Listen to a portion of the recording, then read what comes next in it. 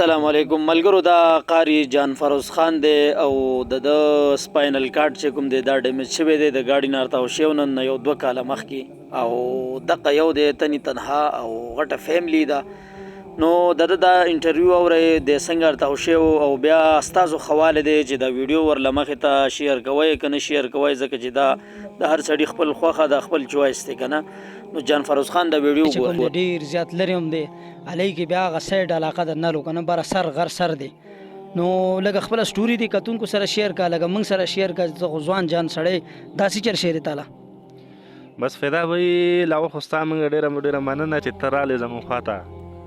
او تا زمونږ د आवाज اوچت ک کنه دا سټوري زمونږ داسې ده کنه چې د دې دا زمونږ ګاډي کې اکسیډنټ وشو هغه کې زمونږ ملا ماته شوله څلور نیم کاله زما وشو کنه چې زه دا په کاټې باندې کې جو هسپتال ته تګ راتګ او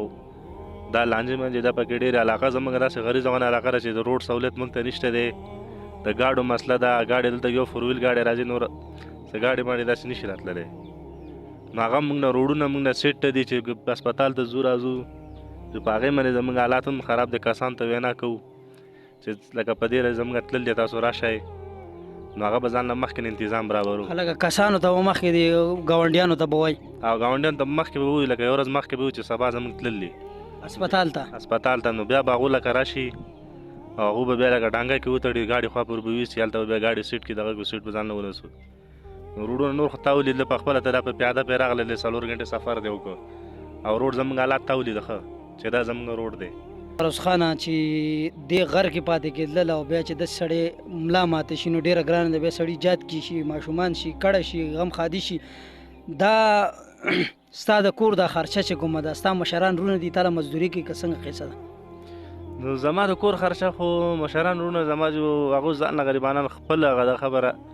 وسې ایله چې خپله ورسوي نو ما سره به څه وکړي ستا خپل رونه شته خپل د مور خپل مې نشته دی که نه خپل نشته دی خپل مې نشته دغه میرې مور دوه ورونه دي مشران هغه هم بوډاګان دي اوس لکه که نه ځان له خپل لینډین ایله چلی که نه تا ته خو پته زموږ د علاقو زموږ جو دغه خلکو چې چا سره کړي یو بل جو دغه باندې خپل لینډین چلول ټایم پاس کړی دی ټلیفون کړی استاد ګاونډیان دي که نه دلته چې پاتې کېږي یو پکې زما ملګری دی هغه ماته وي د دې ویډیو ته تن نه ایښوي بیا ما سره خپلوان خان دي چم گاونډ دی عزیز ولی دا بیا به لکه زه کوستوری شم دوی ته به ګورم څنګه دې کې څومره حقیقت دی دې کې دا اوس هم مانه دا خبره د 100% حقیقت کړ ده اوس هم لکه دغه زه دا خبرې مانه نه کېږي خو دغه مجبورۍ جو اوس دغه کړي که نه ته دغه اپیل دی چې اوس کې صحیح کولی شي جو الله رضا لپاره دې کوي دې موږ سره که نه شي کولی جو بیا د الله والا کامیاب کې موږ چاته دا نه شو ویلی زموږ به سبب جو الله کوي نو چې دلته دا خلک پاتې کېږي څنګه دقې د وجې راله ما چې د ما ته ټلیفون کړی او ما وی زما په وس کې خو دومره کېږي چې زه به تاله آواز اوچت کړم نور دې نه مخکې هم دله ما یو ویډیو کړ د الحمدلله په هغې باندې تقریبا 70,000 روپو پورې راغلي 70,000 روپو پورې راغلي خو هغې باندې دومره اوبه وشي چې دی به یو چکر به د هسپتال ته پرې ولګي ځکه چې دې نه به دې ډنګی کوي او بیا به روډ ته ځان وباسي خلکو منې او بیا به هلته نه فیرویل کوي بنې پورې او بیا به هلته نه گاډې کوي دې نه بنې پورې گاډی چې کوم دی تقریبا 15-20 روپۍ تخم راخلي او 15-20 روپۍ چې کوم دی بیا بنې نه ابټاباده پورې بیا گاډی اخلي امبولنس آنې جانې چې کوي نو دا خو دغې لکېږي نو زه یم چې تاسو ټول لاس اخلاص وکړئ که نه هر یو کس چې کوم دی 10 روپۍ 20 روپۍ 1500 روپۍ نن سبا هېڅ شی هم نه دی نو کم از کم زه یم چې دله یو 10 لکه روپۍ ټولې شي که نه 10-15 لکه روپۍ